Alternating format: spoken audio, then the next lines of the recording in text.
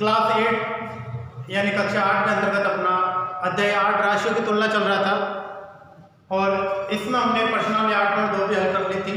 अब हम आगे बढ़ते हैं ब्याज। इसके अंतर्गत हम साधारण ब्याज जो मैंने पहले बताया था, साथ ही चक्रवृद्धि ब्याज, इनके बारे में हम जानकारी प्राप्त करेंगे। कुछ फॉर्मूला है, फॉर्मूला आपको याद हो जाने चाहिए। तो ब्याज होता क्या है, कहने का मतलब है कि अगर कोई व्यक्ति को किसी से रुपए उधार लेने की आवश्यकता हो जाती है, इंसान कुछ भी काम कर सकता है मनुष्य के, तो वह किसी से रुपए उधार लेता है तो कोई भी व्यक्ति उसे अपने रुपए को इस्तेमाल करने के लिए फ्री में नहीं देगा। उसे अपने पैसे इस्तेमाल करने के लिए उसके ऊपर कुछ लाभ मांगेगा, कुछ धनराशि मांगेगा, यानी कि उस मूलधन पर जो राशि वो ऊपर से लेगा वो उसका ब्याज कहलाएगा। या हम कह सकते हैं कि बैंक है, पोस्ट ऑफिस है या कोई भी पॉलिसी है, जब हम वहाँ पैसे जमा कराते हैं, कुछ फंड जमा कराते हैं, तो उसके ऊपर वहाँ हमें क्या मिलता है, धनराशि पर या जमा पूंजी पर हमें जो ब्याज मिलता है या धनराशि पर हमें जो अतिरिक्त धन प्राप्त होता है वो उसका ब्याज कहलाता है। तो इस प्रकार देखिए, साधारण ब्याज सूत्र है अपना मूलधन गुणा समय गुणा धन बटे 100। तो ये साधारण ब्याज है जिसमें मूलधन गुणा समय गुणा धन बटे 100। मूलधन जितना धन अपन उधार लिया है, समय जितने समय के लिए उधार लिया है 2 वर्ष 3 वर्ष, और दर किस दर से, किस प्रतिशत से हमने उधार लिया बटे 100। चक्रवृद्धि ब्याज ऐसा होता है जिसमें ब्याज के ऊपर भी ब्याज लिया जाता है, यानी कि प्रति वर्ष अपना जो मूलधन है वो बदल जाता है। प्रतिवर्ष अपना मूलधन बदल जाता है, उसमें ब्याज इंक्लूड हो जाता है और ब्याज उससे नया मूलधन बन जाता है। इस प्रकार चक्रवृद्धि ब्याज कहलाते हैं, ब्याज के ऊपर भी ब्याज। तो इसका सूत्र है P cos 1 plus rate upon 100 की घात P minus P।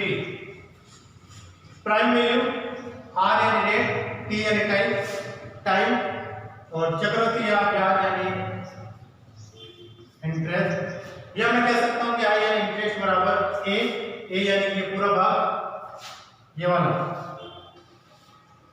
Minus P मूलधन, तो A बराबर P 1 प्लस R बटा 100 अपॉन 10। ये फॉर्मूला आपको याद हो जाना चाहिए। देखिए एक एग्जाम्पल लेके करते हैं। साधारण एग्जाम्पल है कि 10,000 राशि पर 15% वार्षिक दर से 2 वर्ष का साधारण ब्याज व अंत में भुगतान राशि ब्याज कीजिए। देखिए कोई 10,000 रुपये राशि उधार लेता है, उसके ऊपर 15% वार्षिक की दर से ब्याज देता है। 2 वर्ष बाद उसके ऊपर 2 वर्ष बाद उसका साधारण ब्याज ज्ञात करना है कि 2 वर्ष में उसका कुल कितना ब्याज लगेगा और वह उस राशि को वह कुल कितने भुगतान करेगा या कुल कितनी राशि का भुगतान करेगा, यानी कि मूलधन प्लस ब्याज दोनों जोड़ के मिश्रधन कितना भुगतान वो करेगा वो हमें ज्ञात करना है। तो सबसे पहला काम हमारा ये है कि हम क्वेश्चन के साथ उतार लेते हैं। मूलधन 10,000, दर 15%, समय 2 वर्ष। ठीक है, तीनों चीजें हमें सूत्र में चाहिए। तो साधारण ब्याज का सूत्र अपना मूलधन गुणा समय गुणा दर बटा 100 होता है। तो 10,000 गुणा 2 वर्ष के लिए 15 दर है बटे 100, 2 0 से 2 0 गया, 100 गुणा 2 200, 200 को 15 से गुणा किया 15 दूना 30 और 2 0 लग के 3,000। तो ये ब्याज है अपना 3,000। तो ये हुआ साधारण ब्याज 1। अंत में भुगतान राशि, तो भुगतान राशि यानी मूलधन प्लस ब्याज करेंगे तो वो अपना कहलाएगा मिश्रधन। तो मूलधन में अगर ब्याज हो जाए अपन तो 10,000 प्लस 3,000 13,000 रुपए का वो भुगतान करेगा। इस प्रकार ये कहलाएगा साधारण ब्याज। साधारण ब्याज ज्ञात करना आसान है, और हम अगर आपको ब्याज दे रखा है, साधारण ब्याज दे रखा है, दर दे रखी है, मूलधन ज्ञात करना है, समय दे रखा है, तो आप इसी सूत्र से पक्षाघात करके सारी चीजें ज्ञात कर सकते हो। दर भी ज्ञात कर सकते हो, समय भी, मूलधन भी, और साथ ही साथ साधारण ब्याज भी। तो एक ही सूत्र आप आसानी से इन चीजों के लिए काम में ले सकते हो। देखिए एग्जाम्पल नेक्स्ट देखते हैं अपन, जिसमें 12,400 रुपये का 2 वर्ष के लिए 10% वार्षिक दर से चक्रवृद्धि ब्याज ज्ञात करना है। देखिए चक्रवृद्धि ब्याज ज्ञात करना है। चक्रवृद्धि ब्याज ज्ञात करने के मूलधन अपने प्राइम वैल्यू दे रखी है 12,400 रुपये, समय दे रखा है 2 वर्ष के लिए और दर 10% वार्षिक। इस चीज का ध्यान रखना हमेशा। 10% वार्षिक है, यानी कि साल में एक बार ब्याज होता है। अर्धवार्षिक होती तो वो अगला नियम बताऊंगा मैं। यहाँ वार्षिक है यानी कि एक साल में। तो अब इसके लिए हमें चक्रवृद्धि ब्याज ज्ञात करना है, तो इसके लिए हम क्या करेंगे, चक्रवृद्धि ब्याज बराबर मूलधन गुणा 1 प्लस 10/100 अपॉन बटे की घात पी। तो 12,400 1 प्लस 10 कितनी 100/100 और समय 2 वर्ष, यानी कि 2 बार है। तो 12,400 गुणा कोष्टक वाला 100 एकम 100 प्लस 10 110/100, 2 बार है 110/100।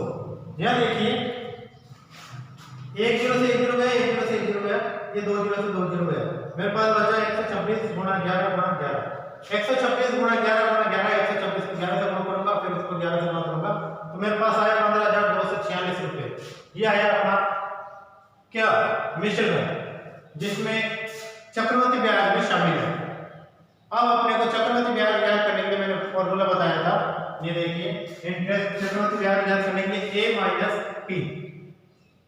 a माइनस पी, या फिर आप इस सूत्र में माइनस पी सीधा लिख लो भाई। तो जो 15,246 आए, या इस सूत्र में माइनस पी करके यहाँ घटा लेंगे अपन 12,600 रुपये मूलधन के। तो ये माइनस पी 15,246 में 12,600 घटाएंगे, तो इस प्रकार अपने पास आएगा 2,646 रुपये।